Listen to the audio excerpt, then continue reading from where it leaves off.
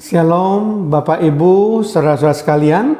Kita berjumpa lagi dalam acara Manna Rima hari ini. Tetap kita akan membahas tentang seri yang berkaitan dengan akhir zaman. Tetapi sebelumnya mari kita buka terlebih dahulu dengan doa. Terima kasih Tuhan kalau kami masih terus bisa belajar tentang kebenaran firman Tuhan, khususnya yang berkaitan dengan doktrin akhir zaman Tuhan, sehingga kami bisa mempersiapkan diri kami untuk menyambut kedatangan Tuhan yang kedua kali. Kiranya Roh Kudus tetap memberikan kepada kami hikmat, akal budi, kebijaksanaan untuk kami boleh mengerti semua rahasia kebenaran firman Tuhan. Di dalam nama Tuhan Yesus Kristus, haleluya, amin. Shalom Bapak Ibu, saudara sekalian. Kali ini saya akan membahas mengenai sidang jemaat Efesus bagian yang pertama. Khusus pada bagian yang pertama ini, saya akan menguraikan tentang latar belakang kota Efesus dan bukti-bukti ilmiah sejarah Efesus.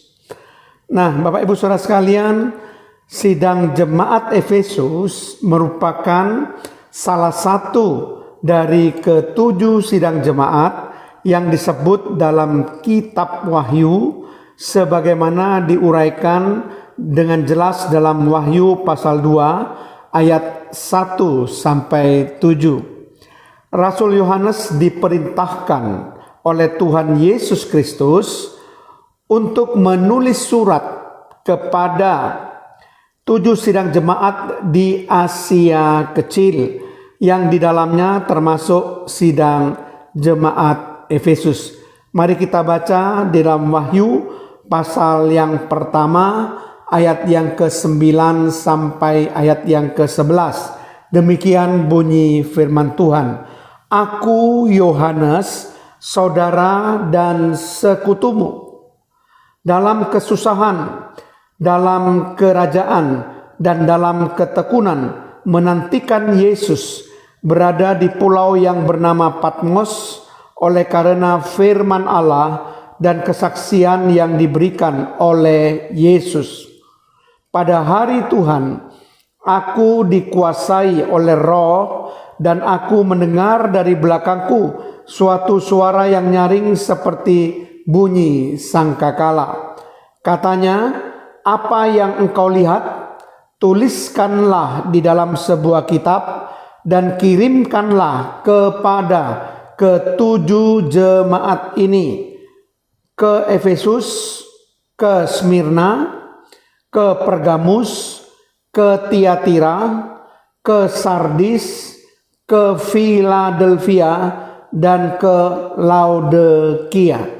Nah, di situ Rasul Yohanes diperintahkan untuk mengirim surat kepada ketujuh jemaat di Asia Kecil.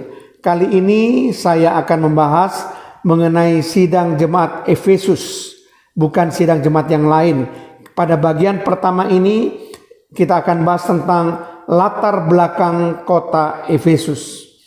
Efesus adalah kota besar dengan jumlah penduduk pada waktu Rasul Yohanes menulis surat adalah kurang lebih sekitar 200.000 jiwa. Banyak gelar atau sebutan yang diberikan kepada kota Efesus, di antaranya kota terang dari Asia, kota utama dari Asia, ibu jemaat di Asia Kecil, ibu ilmu sihir, penjaga kuil, kota merdeka, dan lain-lain. Kota Efesus merupakan kota dunia, kota penting dan terbesar di Asia Kecil, dan merupakan pusat administrasi Romawi, pusat perniagaan Asia, atau pusat perdagangan yang utama.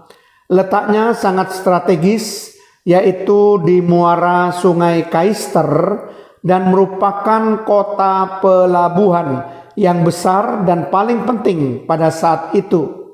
Sekarang kota ini bernama Seleuk. Selain merupakan kota yang kaya raya, Efesus merupakan kota yang memiliki kebudayaan yang tinggi. Ia juga merupakan pusat pemujaan berhala yang keji, tetapi juga pernah merupakan pusat kekristenan di dunia. Kota Efesus hampir setengah perjalanan antara kota Yerusalem dan kota Roma. Secara geografis, ia merupakan pusat dari kekaisaran Romawi, dilewati 3 buah jalan raya utama yang penting, yaitu jalan raya dari negara-negara timur di Asia Besar, Kolose, Laodikia, Efesus. Jalur kedua adalah dari Galatia, Efesus, dan jalur ketiga adalah dari daerah selatan, Efesus. Sebagai kota merdeka, maka pemerintah Romawi mengizinkan penduduk kota Efesus mempunyai pemerintahan sendiri dan memilih majelisnya sendiri. Panitera Efesus memegang arsip kota sendiri. Banyak pelanggaran hukum terjadi di sana, juga tempat penjahat berlindung, pusat ilmu sihir dan percabulan. Banyak dihuni oleh orang-orang Yunani yang mementingkan olahraga. Pada setiap bulan Mei di Efesus diadakan pertandingan olahraga untuk seluruh kawasan Ionia atau Asia Kecil. Efesus adalah kota yang penting dalam hal agama. Di sana terdapat kuil Dewi Diana atau Dewi Artemis yang merupakan salah satu keajaiban dunia dengan 127 tiang besarnya yang terbuat dari marmer dan beberapa diantaranya disalut dengan emas dan batu-batu yang indah. Namun keindahan kuil tersebut bertentangan keadaannya dengan patung Dewi Diana atau Dewi Artemis yang ada di dalamnya. Patung itu sangat jelek, hitam, pendek, dan sangat buruk bentuknya. Tetapi sekalipun demikian, berjuta-juta orang datang ke sana untuk menyembahnya. Penduduk Efesus percaya kepada tahayul, jimat-jimat, pedukunan, okultisme, dan ilmu sihir. Salah satu pemimpinnya ialah Demetrius yang pernah disebutkan dalam Kisah Para Rasul pasal yang ke-19. Juga beberapa orang tukang jampi, yaitu 7 orang anak Imam Skewa, pernah disebutkan dalam pasal tersebut. Itulah latar belakang kota Efesus. Dan kita akan bahas bagian kedua, yaitu mengenai bukti-bukti ilmiah sejarah Efesus. Banyak tim ekspedisi purbakala yang dipelopori para ahli purbakala dan badan-badan purbakala yang mencoba menguak kebenaran firman Allah tentang sejarah Efesus masa lalu.